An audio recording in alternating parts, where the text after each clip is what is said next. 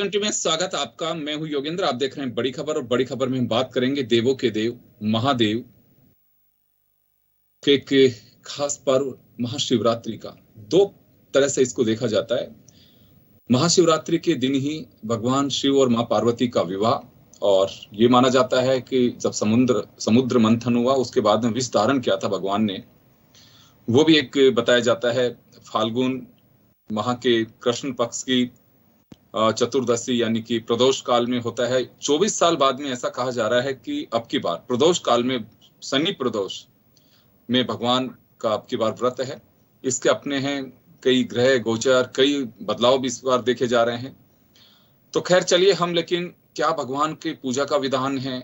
यूं तो भोलेनाथ के लिए कहा जाता है कि कभी भी आप जल चढ़ा सकते हैं, और बेलपत्र इस वजह से चढ़ाए जाते हैं कि जब भगवान ने विष पी लिया था और पूरी सृष्टि को विनाश से बचाया था, तो औषधीय रूप में उन्हें भोजन में बेलपत्र दिए गए थे, और वो ही सबसे प्रिय थे भगवान के। तो आज तक भी माना जाता है कि भगवान के प्रिय जो भोजन है वो बेलपत्र है, तो लोग चढ़ाते हैं। भोलेनाथ हैं, जिसकी जो इच्छा आती है वही चढ़ा देते हैं। खैर, लेकिन विधि का एक अपना विधान होना चाहिए जब आप अपने आराध्य को पूजने जा रहे हैं।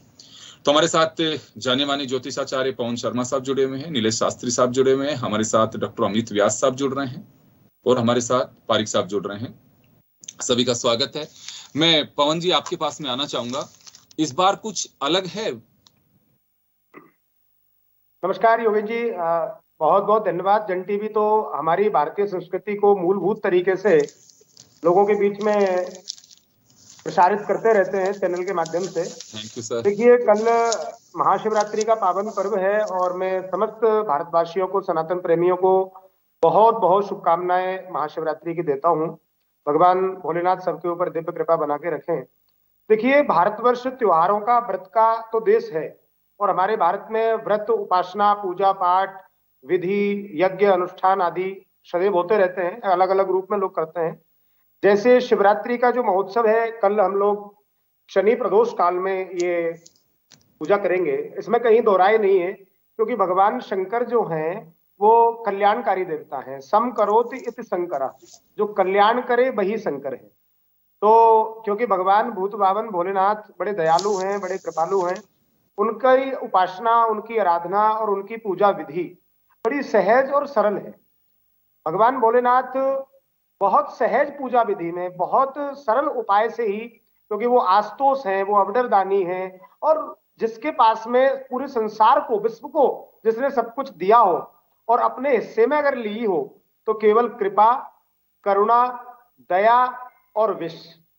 अब जीवन में जो विष का पान करेगा वही तो शंकर होगा। तो विष का पान, विषाक्त को पान करने के, इतने बड़े हलाहल को पीने के बाद में भोलेनाथ इतने बड़े दयालु हैं। तो कल आग का जो महोत्सव है वो, क्योंकि जब देवताओं ने और दानवों ने समुद्र का मंथन किया और उसमें 14 रत्न प्राप्त हुए, तो कल के ही दिन, यानी जो शिवरात्रि का महोत्सव पर्व आ रहा है, उस दिन ही उसमें से हलाहल निकला, विष निकला। यानी ये हमें इंगित कर रहा है, हमें हमारा वेद या हमारी विधि ये बता रही है कि जीवन में यदि आपको उस उच्च शिखर को प्राप्त करना है, तो कहीं ना कहीं आपको विष का सामना करना पड़ेगा, आपको संकट का, आपको परेशानी का सामना करना पड़ेगा। तो भगवान शंकर ने जब वो कल के दिन ही, जब वो निकला फाल्गुन कृष्ण उसको चतुर्दशी को, तो कहने का तात्पर्य है कि विष भगवान शंकर ने पान किया। तो कल का जो योग है वो महायोग में बदल गया है। योग तो महाशिवरात्रि का स्वयं सिद्ध है, और भगवान भोलेनाथ का पाणी ग्रहण संस्कार विवाह महोत्सव समस्त सनातन और विश्व मनाता ही है। लेकिन कल इसमें कुछ और अधिकस्य अधिकम फलम, अधिक चीज हमें प्राप्त हुई है। तो मैं ये कहना चाहूंगा आपके चैनल के माध्यम से कि कल सभी सनातन प्रेमी भगवान की पूजा करें। 4 प्रहर की पूजा भगवान भोलेनाथ की होती है। रात्रि के समय 4 प्रहर, 4 भागों में हम ये पूजा करते हैं। रात्रि का एक अलग विधान है। काल रात्रि, महारात्रि, मोहरात्रिश्च दारुण। हम नवरात्रियों में भी तो पूजा करते हैं, शक्ति की उपासना करते हैं, और आज की शिवरात्रि के माध्यम से हम भगवान आस्तोष शिव को रिझाते हैं, उनको मनाते हैं, उनकी पूजा करते हैं। बिल्कुल। नीलेश शास्त्री साहब आपके पास में आना चाहूंगा। कहा जा रहा है कि 24 साल बाद में एक अनूठा योग बना है, और इस बार शनि प्रदोष में है, और भगवान के लिए देखिए, यूं अगर कहें तो हनुमान जी का वार बताते हैं, और हनुमान जी को जो है भगवान शिव के अंश के रूप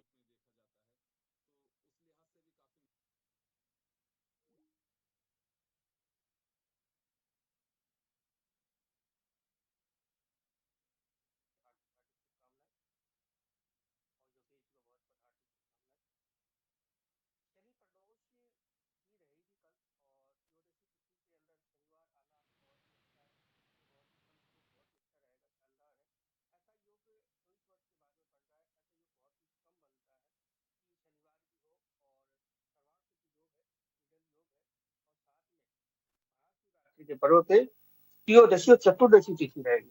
4 पहर की तिथियां, 4 पहर की उपासना रात्रि काल में की जाएगी। और ये एक ऐसा पर्व होता है जिस दिन भगवान शंकर का विवाह हुआ है। और वो कौन सी जगह? केदार खंड के अंदर ऐसा दुर्लभ स्थान जहाँ पे भगवान शंकर अपना ज्योतिर्लिंग स्वरूप विराजमान है, उस जगह पे उनका विवाह मंडप हुआ है त्रियुगी नारायण में। और भगवान हनुमान जी का वार भी बताया गया है शनिवार को, और शनि का वार भी बताया गया है। शनि देव की शांति के लिए कल का दिन सबसे श्रेष्ठ है। भगवान शंकर पे तिल या तेल दोनों से रुद्राभिषेक अगर करवाते हैं तो शनि दोष का निवारण भी होता है। ऐसा योग बहुत ही जी कम बनता है जब त्रयोदशी तिथि भी हो और साथ में शनिवार भी हो। बिल्कुल। क्या कुछ ऐसा समय रहता है कि भगवान शिव की पूजा के लिए ये समय योग्य रहेगा? इसमें भी कहीं को समय का है, या फिर आप कभी भी आप जैसे प्रातःकाल भगवान शंकर का सूर्योदय के साथ से, क्योंकि भगवान शिव का मैंने ये देखता हूँ रात को भी लोग जल चढ़ाते हैं, सुबह भी चढ़ाते हैं, दोपहर में भी, शाम को तो प्रदोष काल में तो जनरली तीसरे पहर में ही देते हैं भगवान जो जल चढ़ाते हैं, वो समय जो है वो। तो अब की बार महाशिवरात्रि में कुछ समय काल का कुछ विशेष ध्यान रखने की आवश्यकता है कि हाँ इस समय चढ़ाना चाहिए? वैसे तो शुभ मुहूर्तों में भगवान का पूजन करना विशेष रूप से ज्योतिष शास्त्र के अनुसार बताया गया है। परंतु भगवान शंकर का पूजन आप कभी भी कर सकते हैं। अघोर परंपरा के लोग जो होते हैं वो रात्रि जी काल में भगवान की काल रात्रि होती है, महारात्रि होती है, इस दिन तो रात्रि काल में जो पूजन किया जाता है, अघोर और जो तंत्र क्रिया वाले हैं वो रात्रि काल में विशेष रूप से पूजन करते हैं। और दिवा काल के अंदर ब्रह्म वेला से ही भगवान शंकर का पूजन आरंभ हो जाता है शिवरात्रि के दिन। भगवान शंकर से आप किसी भी समय पूजन अर्चन कर सकते हैं। व्याधि रोग निवारण के लिए भगवान शंकर का विशेष पूजन रात्रि काल में भी करने का निषेध नहीं है, क्योंकि भगवान शंकर के पास आप कभी भी जाकर के, क्योंकि वो मृत्यु के देवता है, सभी की बातों को सुनने वाले और तुरंत फल देने वाले भगवान शंकर ऐसे देव हैं जो तुरंत मान जाते हैं। भोले बाबा है, तुरंत सबकी बातों को मान लेते हैं। इसलिए आप इनकी पूजा कभी भी कर सकते हैं, कोई विशेष समय नहीं है। महाशिवरात्रि आप पूरे दिन कभी भी पूजन कर सकते हैं। पर 4 पहर का पूजन जो करते हैं वो शाम के समय से आरंभ करें, शाम के समय से ही आरंभ होगा और सुबह दूसरे दिन ये समाप्त हो जाएगा। 19 तारीख को चतुर्थ पहर समाप्त होगा। जी, यानी कि आपका कहना है कि 19 तारीख तक भी महाशिवरात्रि का पर्व रहेगा? जी, 19 तारीख तक महाशिवरात्रि का पर्व रहेगा। चतुर्थ पहर जो रहेगा वो रात्रि काल में समाप्त होता है। निषाद काल की जो रात्रि का पूजन जो होता है वो रात्रि काल में ही किया जाता है। अघोर के जो तंत्र क्रिया वाले हैं वो रात्रि काल में ही भगवान शंकर का पूजन अर्चन करते हैं। और ये विशेष रूप से महाशिवरात्रि जो होती है काल रात्रि होती है।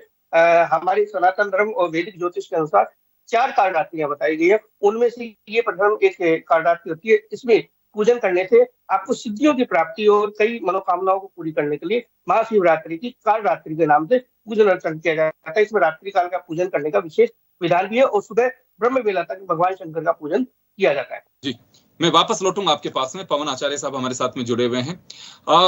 पवन जी, अगले दिन तक पहली बार हो रहा है कि ये संभव है कि अगले दिन भी, क्योंकि ये डिपेंड करता है कि जो तिथि है वो कब तक रहती है। कई बार कहता है उदय, जो तिथि का उदयमान होता है वो इस समय से होता है, और अगले दिन जब उसका अस्त होता है तो वो ये रहता है। तो 19 तारीख तक महाशिवरात्रि का असर रहेगा? देखिए, प्रदोष काल से और त्रयोदशी और चतुर्दशी का संयोग जो है वो शिवरात्रि में आ रहा है जी और बहुत क्लियर अगर अपन इसके बारे में कहना चाहें तो देखिए, रात्रि का जो विषय है, जो पर्व और त्योहार और व्रत, जब हम व्रत करते हैं दिन का, एकादशी का व्रत करते हैं तो उदया तिथि के अनुसार हम इस चीज की गणना करते हैं। लेकिन जब कोई पर्व रात्रि का है, इसका संबंध ही रात्रि से है, तो यहाँ पे शिवरात्रि में 4 प्रहर की जो विधि है वो शाम को 6 बजे से हम इसकी पूजा विधि करेंगे और प्रातः 5 बजे तक, हमारा 6 बजे तक सारा कार्य पूर्ण हो जाता है सूर्योदय से पूर्व ही।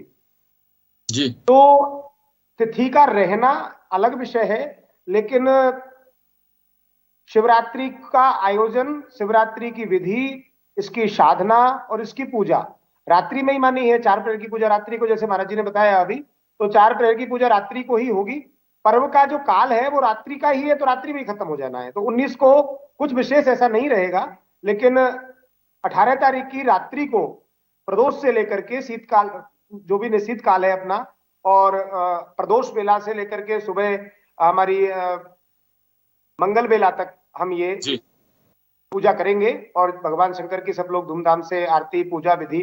क्योंकि देखिए, मैं एक ये कहना चाहता हूं योगेंद्र जी, हमारी जो गणना है, कैलकुलेशन जो है, देखिए जैसे 24 वर्ष के बाद में ये योग बन रहा है। पवन जी का नेटवर्क का पार्ट वहां से थोड़ी प्रॉब्लम कर रहा है, उनका वीडियो नहीं आ पा रहा हमारे तक, उनकी ऑडियो हम दे रहे हैं आप तक।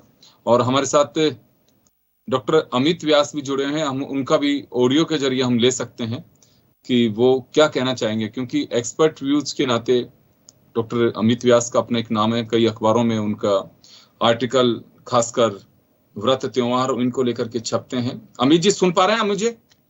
हाँ बिल्कुल सर, सुन पा रहा हूँ मैं जी। अमित जी, हम चाहेंगे कि ये महाशिवरात्रि को लेकर के, क्योंकि आपके विचार जानना हमारे लिए बहुत जरूरी है, क्या कुछ खास रहेगा इस बार?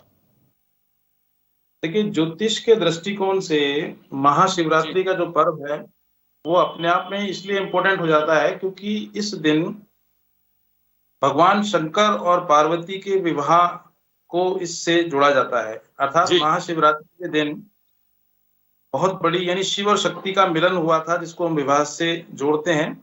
और जब शिव और शक्ति का जब मिलन होता है तो निश्चित रूप से एक शक्ति का प्रादुर्भाव होता है, और ज्योतिष में तंत्र विज्ञान से इसको काफी कुछ जोड़ा जाता है और देखा गया है। तो ऐसी स्थिति में कल जो महाशिवरात्रि का पर्व हम मनाने जा रहे हैं वो निश्चित रूप से काफी महत्वपूर्ण है, क्योंकि सूर्य और शनि की युति का होना और उधर त्रयोदशी और चतुर्दशी का समागम होना, तो कहीं ना कहीं ये अपने आप में ही एक बहुत बड़ा विषय है, जो कहीं ना कहीं तिथियों को लेकर भी मतांतर पैदा कर रहा है, और कहीं ना कहीं शिवरात्रि को किस प्रकार से मनाया जाना चाहिए उसकी भी कई प्रकार की भ्रांतियां पैदा हुई हैं।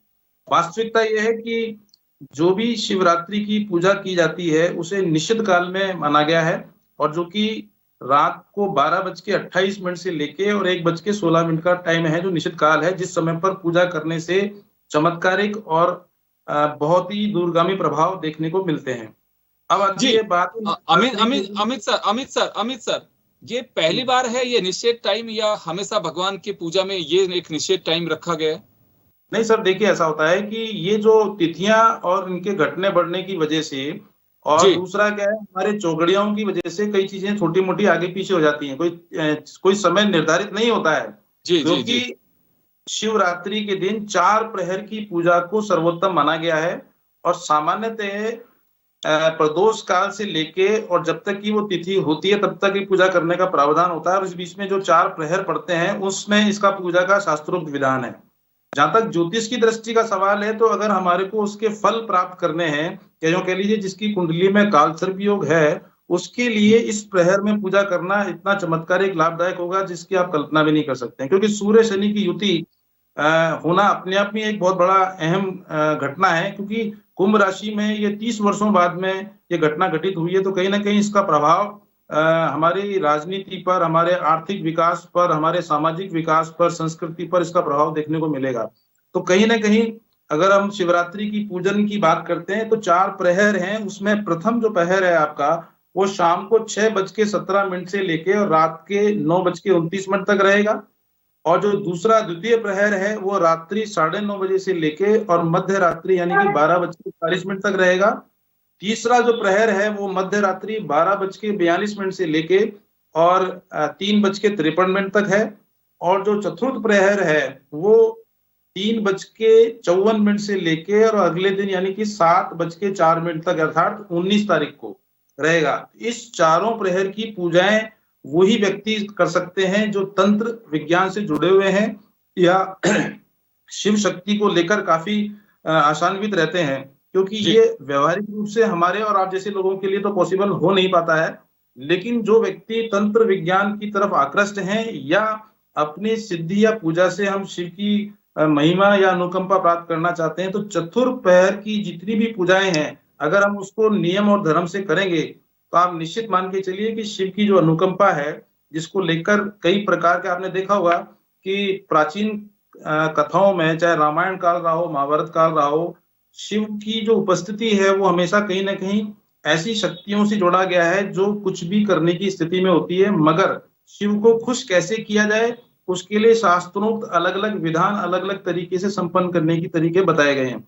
चूंकि हमारे पास जो उपलब्ध जो संसाधन है, चाहे वो वेद है, उपनिषद है या और अन्य प्रकार के जो शास्त्र हैं, वो कहीं ना कहीं हमारे को बार बार शिव पूजा करने के लिए और आकृष्ट तो करते हैं, लेकिन उसकी पूजा करने का जो विधि और विधान है वो कहीं ना कहीं व्यवहारिक रूप से हमारे लिए परेशानी का सबब बन जाता है। तो ऐसी स्थिति में मेरा ऐसा मानना है कि जब हमारा चौगड़िया अच्छा हो और हमारा शिव के प्रति भाव अच्छा हो, और अगर हम शिव जी को जल चढ़ाते हैं, बेलपत्र के पत्ते चढ़ाते हैं, धतूरे चढ़ाते हैं, भांग चढ़ाते हैं, यहाँ तक कि पंचामृत से स्नान करते हैं, तो आप निश्चित मान के चलिए कि बाकी की जो चीजें, चूंकि हमारे पैनलिस्ट जो बैठे हुए हैं काफी विद्वान हैं सभी के सभी, मेरा यह मानना है कि ज्ञान और व्यवहार के बीच में अगर कोई गैप पैदा होता है, जिसकी वजह से कुछ मनोवृत्तियां पैदा हो जाती हैं और विकृतियां भी पैदा होती हैं। मेरा यह मानना है कि भक्ति और भाव के अंदर ठीक है कि किसी देवी देवता की पूजा करने के शास्त्रों के विधान अलग अलग तरीके से बताए गए हैं, लेकिन उसमें व्यवहारिकता का होना बहुत आवश्यक है, क्योंकि व्यक्ति व्यवहारिक होगा वही हमारे लिए फलदायी होगा। बिल्कुल, और विधि और विधान का मतलब ही यही होता है। अगर आप मानते हैं तो पूरी विधि विधान के साथ करिए, अदरवाइज तो भगवान हर तरह खुश है, आपसे दिल से पूजा करिए, उसी तरह से कर सकते हैं। कई लोग देखते हैं कि कर्म प्रधान होते हैं, कई चलते चलते पूजा करने चलते हैं, भगवान हर तरह से खुश है। लेकिन वास्तव में अगर जब पूजा के विधान की बात आप करते हैं तो फिर विधान का मतलब विधान से ही करिए आप। एक तो होता है कि साक्षर हो गए साहब, चलिए साइन करना सीख गए, सरपंच साहब बन गए, कोई बात नहीं, लेकिन एक पढ़ा लिखा होना है तो फिर पढ़ लिख करके फिर आप अच्छे से पढ़िए। साक्षर ही होना है तो आप साक्षर हो जाइए। वो उस तरह से मैं पवन आचार्य साहब के पास में जाना चाहूंगा एक बार। पवन जी, विधि और विधान की बात आती है, समय थोड़ा कम है, 1 मिनट आप और 1 मिनट नीलेश जी के पास में जाना चाहूंगा। किस तरह की राशि या किस तरह के दोष अगर किसी के हैं, वो इस बार पूजा करके, क्योंकि शनि प्रदोष है, तो इसका कुछ फलदायी हो सकता है कि हाँ इस तरह के जिनके काल सर्प का दोष हो कुछ। जी, पूजा की जो विधि है वो, पूजा की विधि का डायरेक्ट संबंध हमारे संकल्प से होता है। हम कब, हमारा प्रयोजन क्या है, हमें किस भाव में भगवान को रिझाना है, या हमारे मनोरथ क्या है। एक तो हमारी पारिवारिक जीवन के लिए, हमारे सदाचार के लिए, हानि लाभ और व्यापारिक स्थिति के लिए एक अलग विधि है। इसमें कन्याओं के विवाह के लिए या काल सर्प योग, जैसे आचार्य जी ने भी बताया कि बहुत लंबे समय के बाद में इस तरीके का योग है, तो या सकारात्मक नकारात्मक तंत्र साधन करने वालों की अलग विधि है, उनकी उपासना अलग है। तो हम जो गृहस्थ लोग हैं, ज्योतिष को मानने वाले, कुंडली पर विश्वास करने वाले जो लोग हैं, किसी की कुंडली में काल सर्प योग है, ग्रहण योग है, या किसी का शनि खराब है, तो जो इस व्यक्ति की कुंडली में जिस प्रकार का दोष है, उसको उसी के निवारण हेतु उसी विधि का संकल्प लेकर के भगवान का अपने प्रयोजन की सिद्धि के लिए उस संकल्प की विधि के अनुसार आचार्यों के द्वारा षडंग रुद्रपाठ के माध्यम से या नमक चमक के माध्यम से अलग अलग विधि के अनुसार जो उसका उद्देश्य है, उस उद्देश्य को ध्यान में रखते हुए हम उसकी विधि करें, पूजा करें, और ज्योतिषाचार्यों से अपनी कुंडली पर दृष्टि डलवा करके कि भैया इसमें क्या कुयोग है और क्या सुयोग बन सकता है, और इसकी विधि हम कैसे कर पाए, वो आचार्यों से संपर्क लेकर के उसकी पूजा करें। बाकी भगवान आशुतोष तो बहुत अवतारदानी और कृपालु हैं, मृत्यु के देवता हैं और दीर्घायु प्रदान करने वाले होते हैं, कल्याण करते हैं। तो उनको रिझाने के लिए बहुत विधि की, शंकर भगवान एक ऐसे देवता हैं कि अगर आप सहज भाव है, जैसे पंडित जी ने बताया था आचार्य जी ने, कि अगर आपका भाव सहज है तो वहां आप कुछ भी चढ़ा दोगे, उनको थोड़ा सा भी चढ़ा दोगे तो वो प्रसन्न हो जाएंगे। वस्तुतः आपका मन, आपका भाव पवित्र होना चाहिए। जी, मैं नीलेश शास्त्री साहब के पास में जाना चाहूंगा। सर, समय कम है, जितना आप शॉर्ट में कर सकते हैं, कि इस बार जैसे बताया कि काल सर्प, कुछ लोग काल सर्प योग मानते हैं, कुछ लोग काल सर्प दोष मानते हैं इसे, तो कुछ ऐसे और जातक हो सकते हैं जिनके कुंडली में कुछ इस तरह की स्थितियां हों जिन्हें पूजा के लिए एक विशेष योग कहा जा सके। इस और दूसरा, जैसे भी बहुत अच्छी बात कही अमित व्यास साहब ने और पवन जी ने, कि अगर आप पूजा विधि और विधान की बात आती है फिर उसी तरह से किया जाना चाहिए। देखिए, कल जो महापर्व है, महाशिवरात्रि का पर्व है, इसमें जन्म कुंडली के अंदर अगर आपकी चंद्रमा पीड़ित है तो सबसे अच्छा दिन है कि कल आप चंद्रमा के दोष के निवारण के लिए चंद्रमा का पूजन कर सकते हैं, क्योंकि भगवान शंकर का कल इस दिन महाशिवरात्रि को विशेष एक रूप धारण किया गया है। भगवान विष्णु ने उनको रूप धारण कराया चंद्रशेखर का। तो भगवान शंकर साक्षात चंद्रशेखर अपने मस्तक पे चंद्रमा को धारण कर लेते हैं। इस दिन अगर आपकी जन्म कुंडली में चंद्रमा पीड़ित है तो चंद्र दोष का निवारण करने के लिए भगवान शंकर के ऊपर दूध का अभिषेक करें, रुद्राभिषेक करें, शकरा से अभिषेक करें, ये सबसे श्रेष्ठ रहेगा। और साथ ही त्रयोदशी का महापर्व भी है। त्रयोदशी तो भगवती और चतुर्दशी की जो तिथि का आगमन भी हो जाएगा रात्रि काल में। इस दिन भगवती और शिव दोनों का मिलन है, तो इसलिए भगवान शंकर के साथ में भगवती की उपासना भी विशेष रूप से करनी चाहिए। दुर्गा सप्तशती का पाठ अगर विप्रो के द्वारा करवाया जाए तो आपकी जन्म कुंडली के शुक्र ग्रह भी अच्छा लाभदायक फल देने लग जाएगा और राहु के अशुभ प्रभाव से भी मुक्ति मिलने लग जाती है। जी, मैं माफी चाहूंगा सर, समय का अभाव में रोकना चाहूंगा। आप लोगों के विचार निश्चित रूप से हमारे दर्शकों के लिए बहुत ही कल्याणकारी और लाभदायक हैं, लेकिन एक समय सीमा का ध्यान रखते हुए हम सभी को रोकना चाहेंगे। और आप सभी को बहुत बहुत शुभकामनाएं महाशिवरात्रि की। हमारी बड़ी खबर में इतना ही, दीजिए इजाजत, नमस्कार।